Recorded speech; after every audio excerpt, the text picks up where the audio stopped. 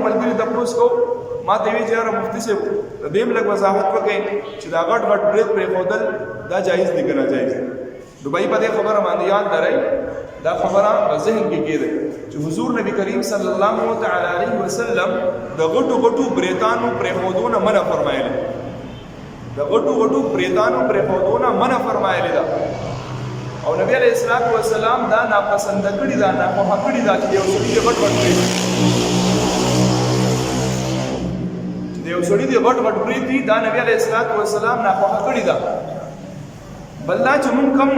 خوراک څښاک کوو که نه اوبس کې یا تشربت کې یا پیس کې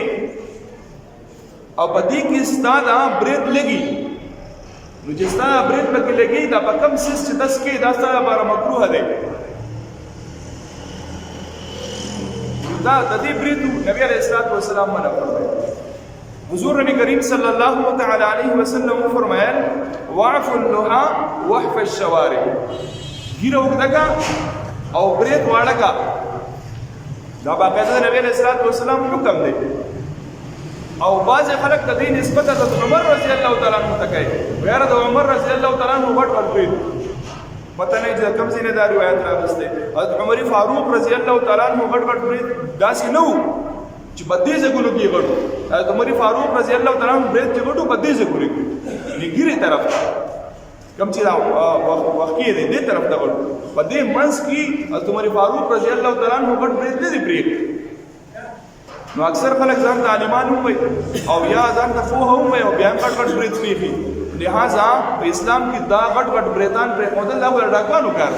یا بدمعشي چې څوک چرته یا د ډاکوي دا هغه کار دی د مسلمان کار دی چې دی غټ غټ برید کوي او کدی وایي چې یاره زه خلک یارو یو سړی دا وایي کنه چې زه په دې برید خلک یارو مسلمان یارول دا حرام دی مسلمان یارول څه دی دا حرام دی نبی علیہ الصلوۃ والسلام فرمایل یو سړی اسلحه او چته کړه بل مسلمان د يرولو لپاره نو د کوم مسلمان چې د اسلحه او چته کړي د بل پسې دنه ایمان لاړو